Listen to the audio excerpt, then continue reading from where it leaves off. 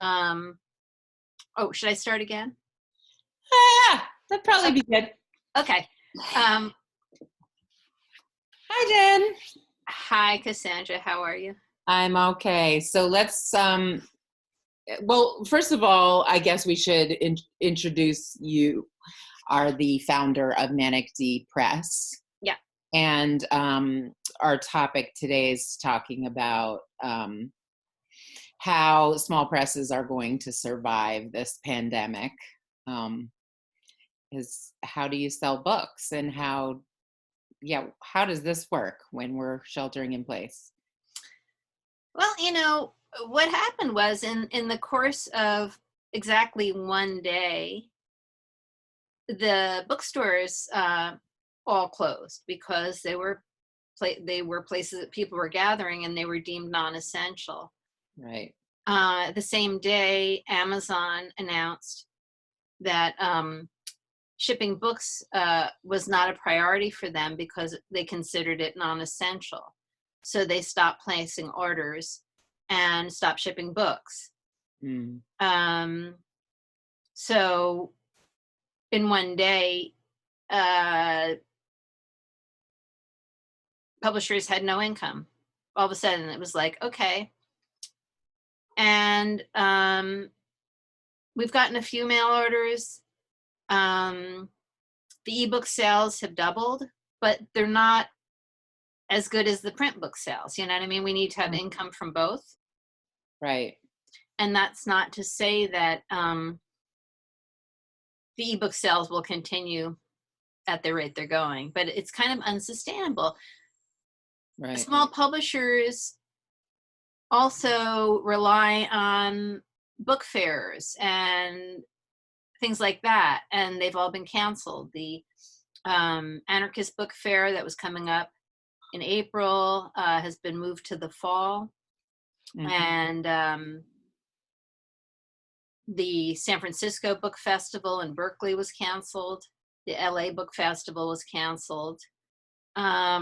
So in order to survive as an independent publisher, a small independent publisher, you have to have various streams of income, including mail orders, bookstore orders, and academic orders. Manic has a lot of books that have been adopted in college classrooms. And as we know, that's not happening.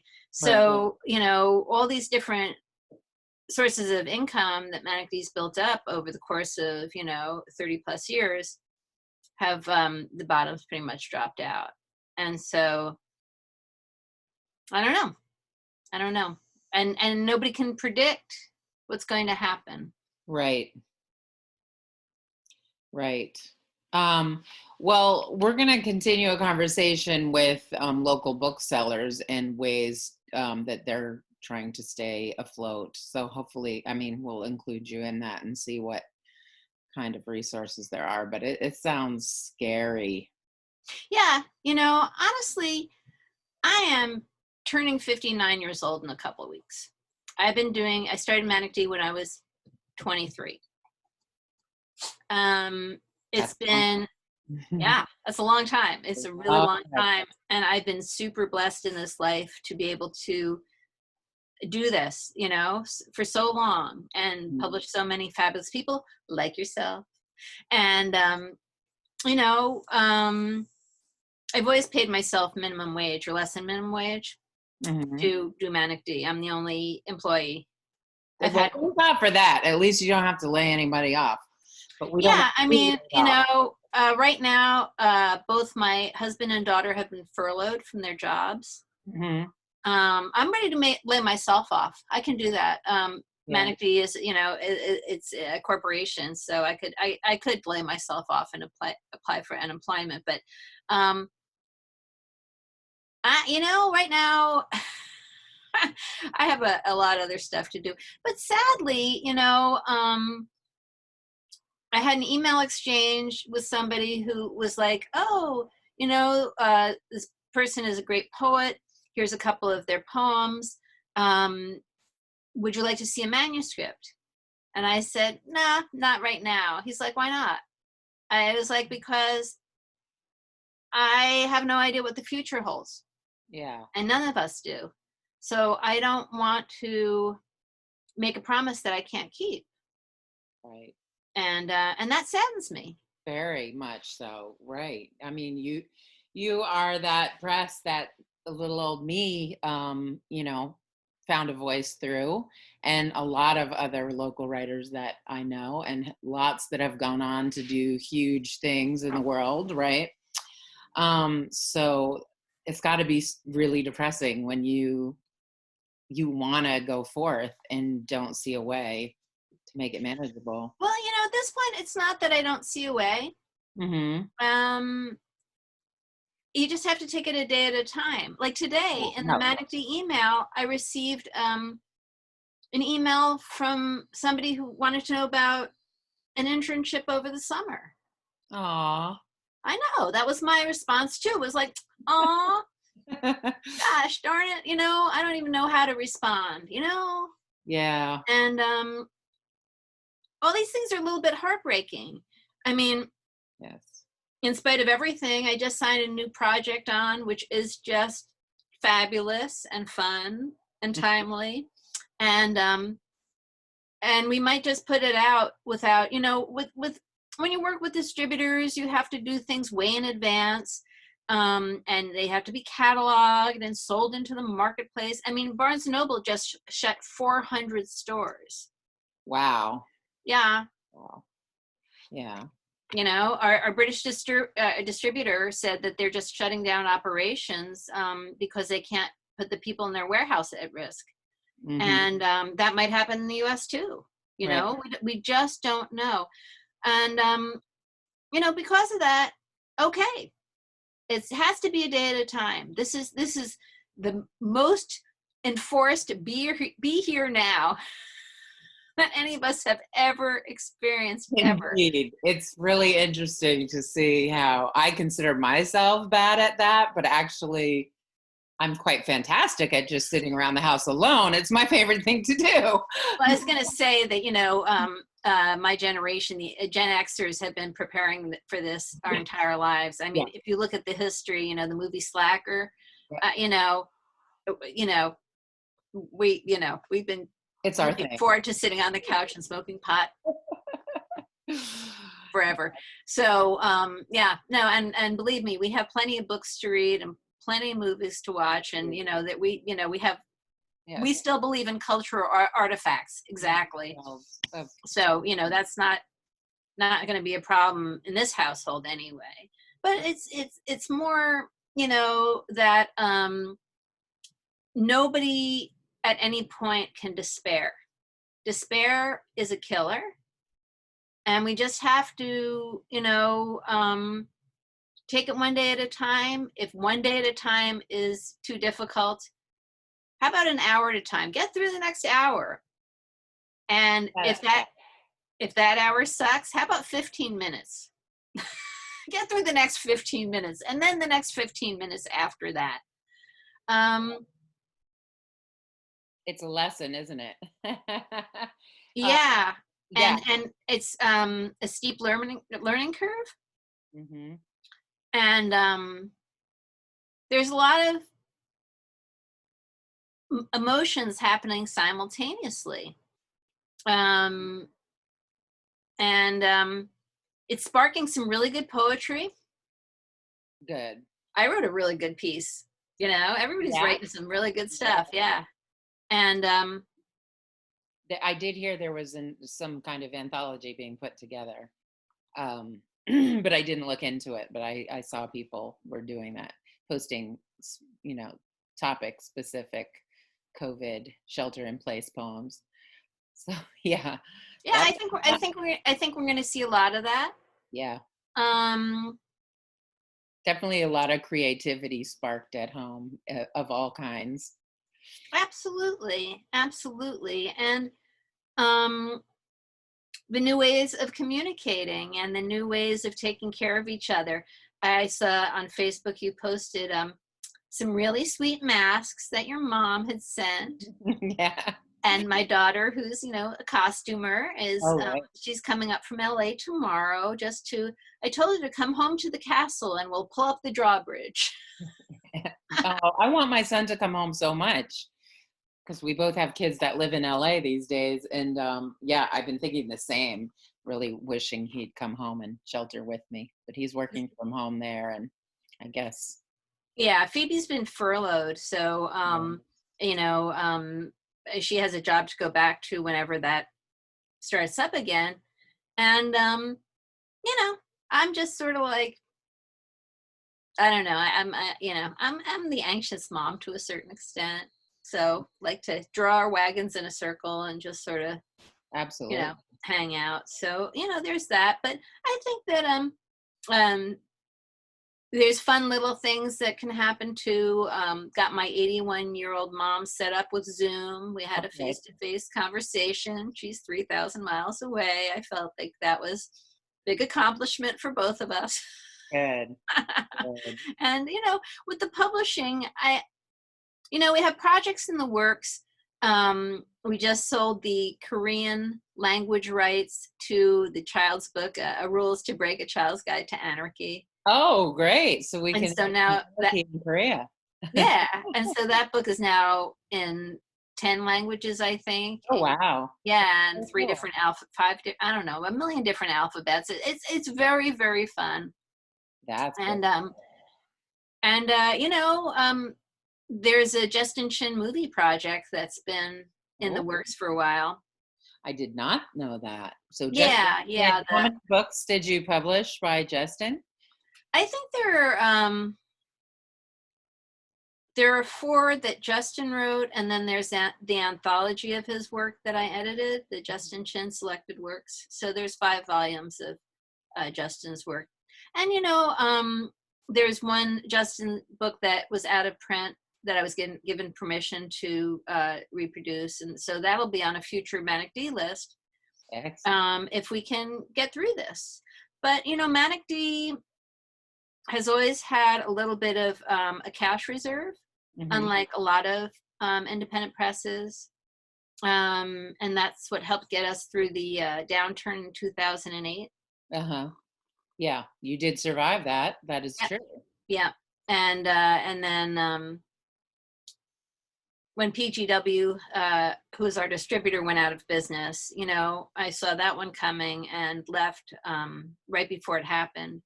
So escaped that situation. And So who's your distributor now?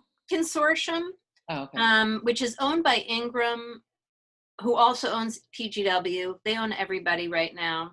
Oh, yeah.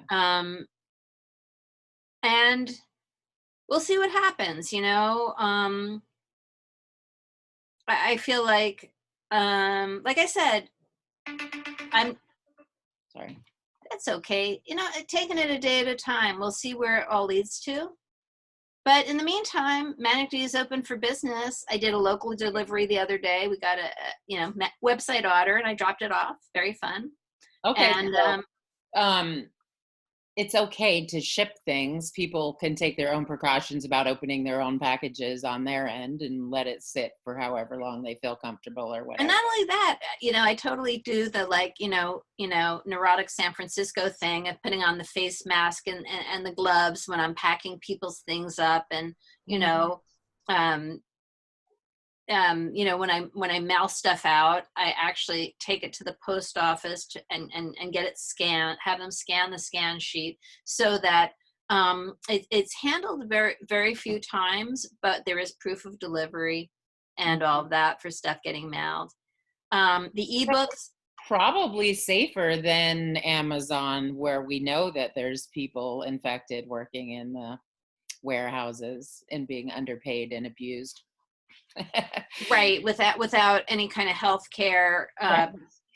or anything else. No, it's the whole thing. It's yeah, And the yeah. postal service is running as usual, right? Yeah, yep. The Postal Service, and Rain they're great. They're great. or virus. Yeah, no, it's one of these things where I think that the main thing to do is just wash your hands a lot. Yep. And don't touch your face, which, I'm not 100% good at, because, um, this time of year there's allergies. Every time I have a post nasal drip, I'm like, oh God, which is terrible, because I'm like turning into like a Woody Allen movie from the 1960s. No, we all are. We all are. And allergies are really bad. I've been having the same thing, and I even had a little episode the other night where it was like a dry cough, and I totally freaked out.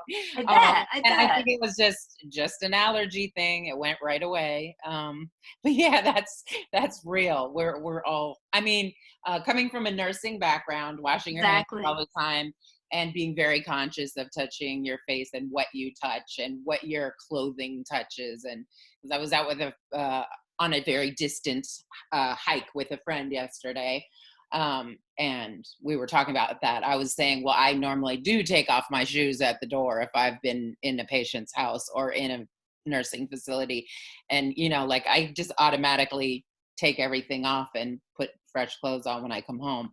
Everybody's just got to kind of act like people in healthcare already have been, basically. Exactly, exactly. And are the people who you look after, are they okay? So far, I work with some very elderly, ill, I like know you do. lots of pre-existing conditioned folks. It's very nerve-wracking to know that I'm going in their homes. So yeah, it's scary, but so far so good. Well, But it's that's good. right, because I just when the whole thing started, I said, well, good. I'm a homebody and a germaphobe, so this is right up my alley. Exactly. Exactly. No, that's the thing. And as somebody who has worked by herself for a very long time, I'm like, me and the dog, we're good, Yeah. you know. And it's more a question of having my husband home from work. Uh, After 30 years, it's like, okay, I'm taking a walk. Now it's your turn. Why don't you take a walk? so I'll send you the link of the conversation I just had with the booksellers. But Joel in San Rafael, um, they have a bookstore over there, Rebound Books in San Hmm. Rafael. Yeah. He said that they could tell from their mail order books during this week that they went from things to do at home, activities and cooking books, to um, relationship management. What do you do with a spouse you don't get along with books? So we're going to report each week on what that devolves into, if it's a divorce how to book Exactly. next. How to get rid of a body. Yeah, Um, right. Exactly. sorry, this whole thing has just made me move into the gallows humor department, and it's No, kind of that's inappropriate. But coping. That's what we're all doing. But I just really wanted to check in and see if the press is up and running and you're working on new projects and how people can support you. And they should. yeah, the best way to support Manic is to go to our website and place a mail order. Yep. I think that at this point, in addition to the worries of not having any bookstore, Amazon, academic library orders coming in, Mhm. not having any upcoming book fairs or book shows or conferences or places to sell books coming up, Mhm. um, there's also the reality of once the bookstores do open, all of the books on their shelves are going to be returned to the publishers, um, because there'll be a million new books coming in. And Mhm. so, all books in bookstores are there on consignment. They're Mhm. like, I think I explained this to you a while ago, that when bookstores order books, they get date stamped the way a carton of milk does. Mhm. Um, and it's not visible to the buyer, to the reader, but it's in their systems. And so after a certain number of weeks or months, booksellers will look at their shelves, see what hasn't sold, and send back the books that haven't sold to make room for new books being published. Mm, And so independent publishers that work on a really small margin, like Manic D, right. um, will get a flood of books back without any new books going out, or reorders on past books, so that you can easily slide into the red, really, really go into a large negative amount really quickly when the bookstores reopen. So Wow. there's a That's lot. There's a lot. It's yeah. a lot. And like I said at the beginning, a day at a time. We don't know how long this is going to go on for. We don't know how bad it's going to be. And right now, okay, then. I'm very proud of the Bay Area.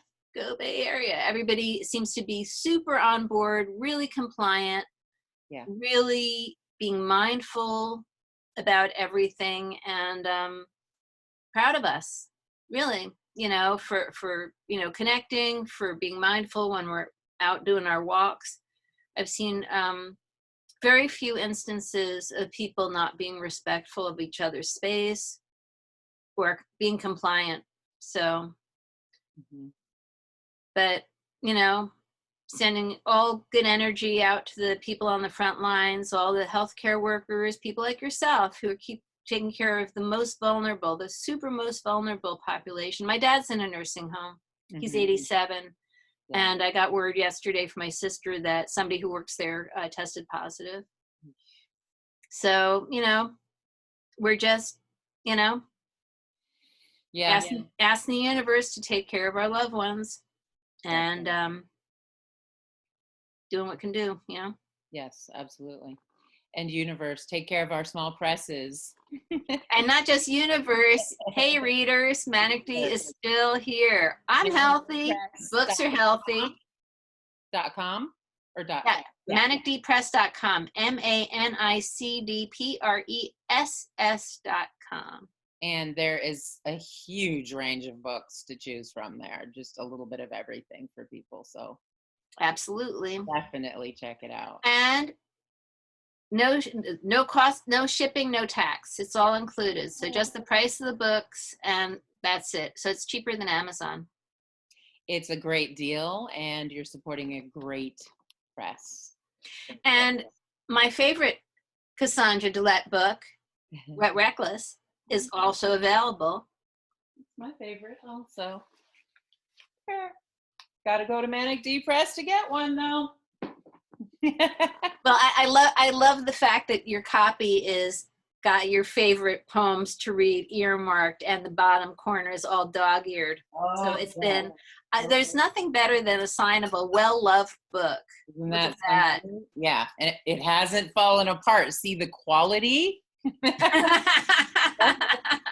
books have not lasted so well, let me tell you.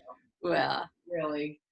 anyway, I'm thrilled. I'm thrilled, and Manic Dee's always been a really strong community. I know that Nomad is too. I did a fun thing with JK. He was, Zooming, and it was a Facebook feed with the California Writers Club that Fred Dodsworth, I think, helped put together. It's a very, very strong community here in the Bay Area, and proud to be a part of it. Really, and so many good writers and such good energy in terms of community. Absolutely agree. Very, very grateful to be a part. Absolutely too. Climb out of my cave. Well, thanks so much for coming on. And Thank you, Cassandra. I appreciate absolutely. that. As soon as I come out of my cave, I'll be ordering some books, I'm sure.